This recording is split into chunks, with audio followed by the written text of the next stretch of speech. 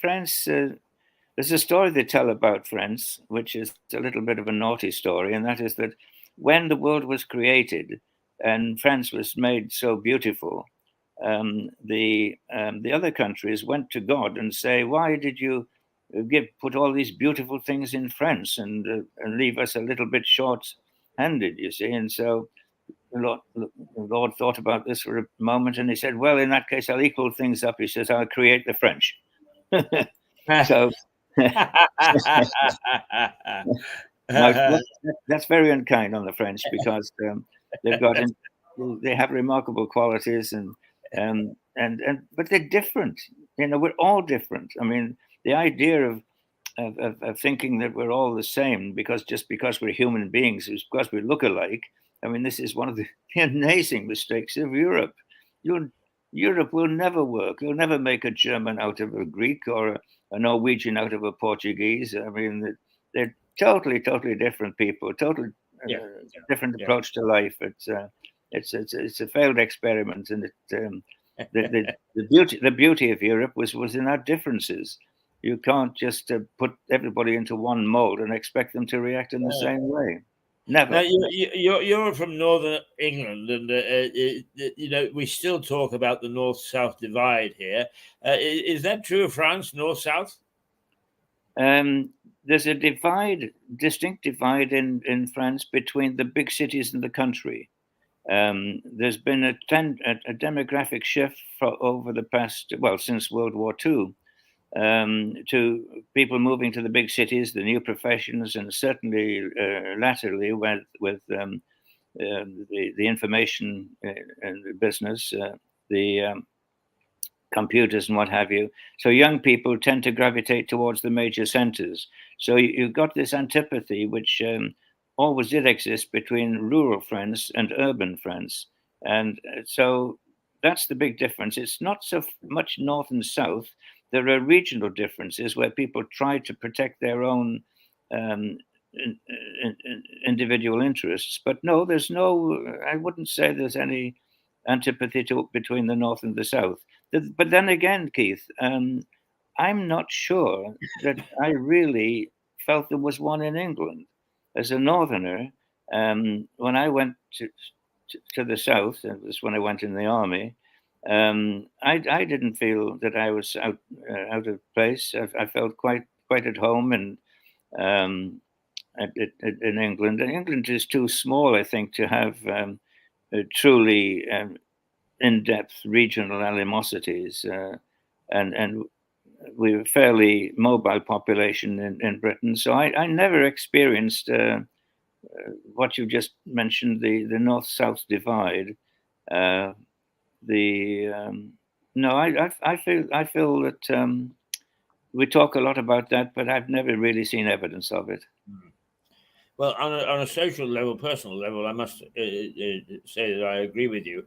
That is, for instance, the mayor of Manchester and the mayor of Liverpool would say it's economic, and that's why they tried to build this super duper rail link. To try and what do they call it? The leveling up policy. Yes. And I mean, you've got an excellent train system in France, have you not? The high-speed train system is very good. The local train system is a little bit wobbly. Well, not wobbly. It's very, very mechanically. It's very sound, but it's limited. And France, in terms of communications, both by rail and road, suffers from being north-south on a north-south axis. There are very few transversal routes, either by rail or by road in France. They're trying to rectify that with the motorway system, with some success. But if you want to go anywhere specifically, very often you've got to head up to Paris and then head back down again to wherever you want to go if you're wanting to cross the country. The problem is exacerbated certainly by the high central plateau, which is called the Massif Central, which is in the lower half of France. And that's difficult to get major roads through. It was quite a fight to get the A20, the autoroute 20 through there.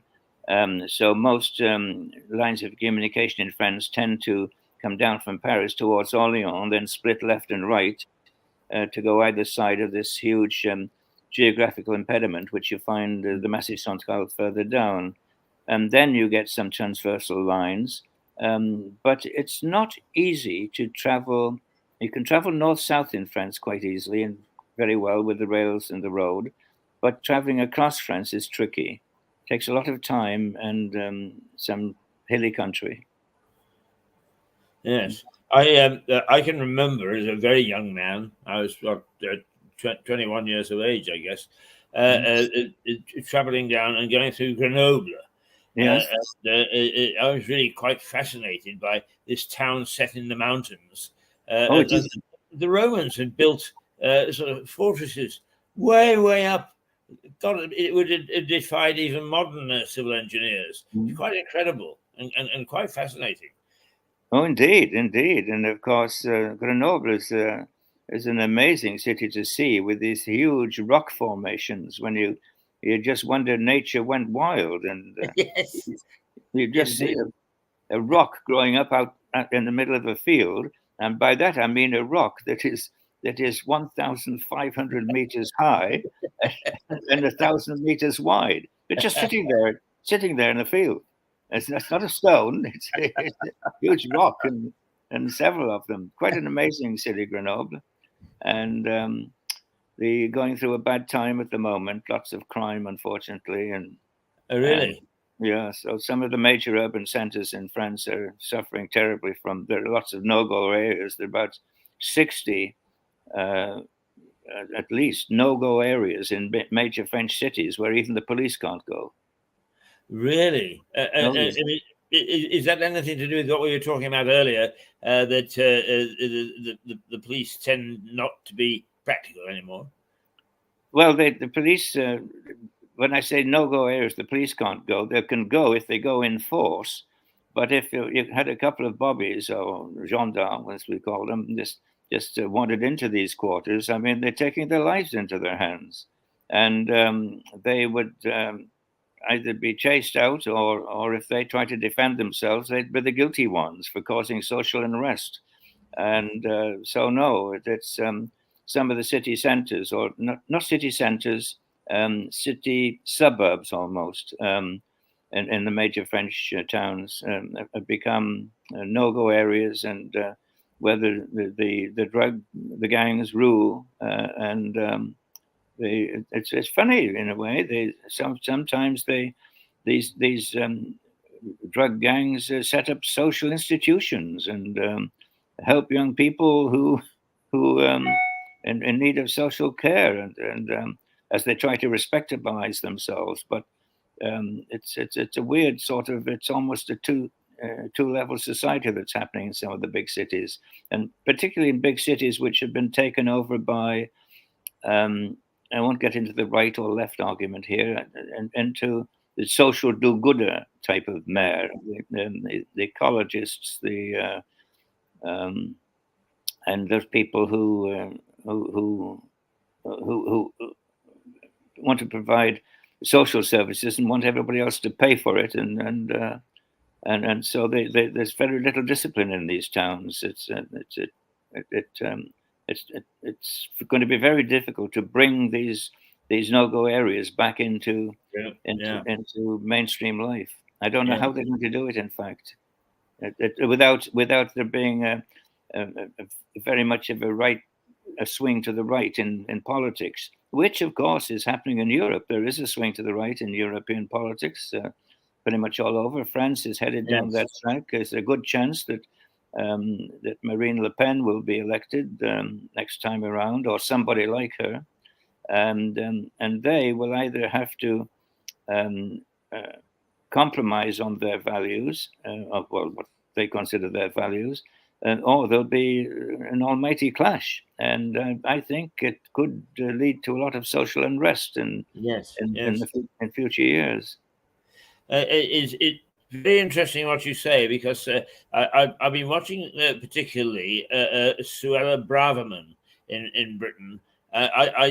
don't know the lady well enough to know whether I would approve of her politics, but she is certainly outspoken and calling a spade, and a lot of things which people wouldn't talk about, sort of social issues which are just unsupportable. We mustn't put up barriers to stop people landing from little craft and so on. Mm-hmm. The sort of things that are upsetting the populace, but politicians are afraid to tackle, and she's tackling them. So whether she's going to be another Marine Le Pen, I don't have no idea. But now, what was her name again? Suella. Suella Braverman. Oh yes. Oh yes. I know. Yes.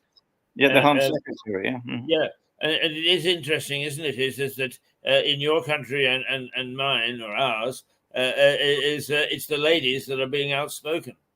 Well, that's right. And Suella Braverman, and of course, Priti Patel is the same. I think she's got the same mindset. Yes. Somebody who is more moderate, but just as firm, I think, is going to be Kemi. What's her name? Badenoch, is it? I forget. Oh, yes. Yes. I think she's probably the next leader of the Conservative Party when I view politics from this side of the water. But there's going to be a period of the Conservative Party in the wilderness, that's for sure. Yes. And even a more serious problem: will the Conservative Party survive the one that 1832 Peel and the rest of it? Will that political entity survive?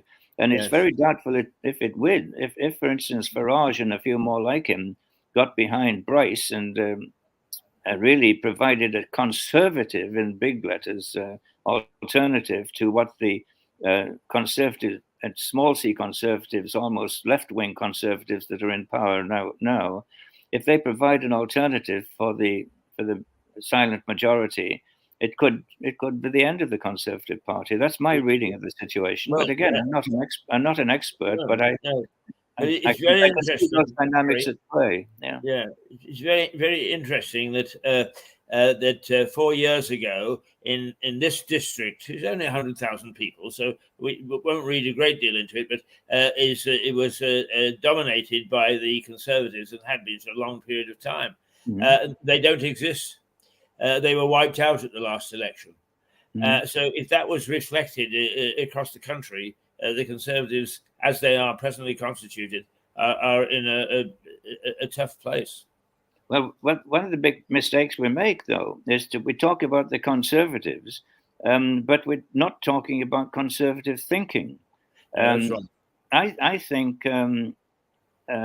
Britain as a nation has outgrown extreme socialism and has become a naturally conservative nation. There is a natural audience for conservative policies, but the Conservative Party that we have at the moment is not providing those policies. It's not listening to the people, and it will get thrown out, and rightly so. I mean, yes. A bunch of losers, as far as I can see. Many parties have to go through a cleansing period, don't they? Absolutely, and the Conservative Parliamentary Conservative Party is so out of tune with the conservative nature of the middle of the road voter, and not necessarily a right wing voter, but just a middle of the road voter. That they just lost it. They're not even close. I can't see any difference between the Socialist Party and the Conservative Party at the moment in Britain. I mean, I can see a difference, but the difference isn't as great as the Conservative Party would like to think. And I think that your assessment, particularly looking at it without being involved in the local politics, as it were, is a very valid one, Harry. And I'm glad that we got onto this topic. But we have been going for an hour, so I think we must let you go back to your beer, even though it's. Well, you're the one. You're the one with the beer. You're the one I saw with the beer. Yeah. Now let's see. It's next week that you're not available? And if I can move my medical appointment, maybe I could move that too. Medical appointment, I'll be available, but I'll let you know during the week. But certainly, All I'll right, be back excellent. the week after with the If young not, then we'll lady see you. from the tourist office. Absolutely, we're looking forward to that. Okay, Okay, Harry. Joe. Thanks. It was a fascinating Thanks. morning, Thank and you. it's the sort of thing that I'm pleased that these sort of sessions turn into, because I think insight is one of the things that we can, through a small television station such as this, impart, and it is a very important element in any country's political and social and economic development. So, God bless you, my son. Well, neither of us are experts. We're just simple lads who got to where we are. That's right. But we do have the advantage of having an outside view to bring into a more independent perspective, independent assessment of our country, of Britain, and created from having experienced a large number of different societies and ways of doing things. Yeah, I hope that we both, without bias in this, and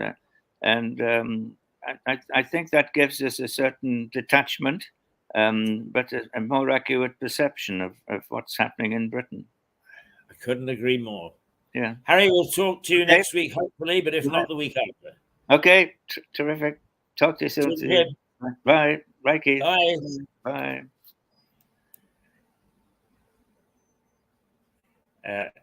There we go. And now we'll clear the decks, because Liza Page is up next, and here she is. So we take a break for about 2 minutes or 3 minutes, and then we'll be back with Liza. So where are we? This is where we are.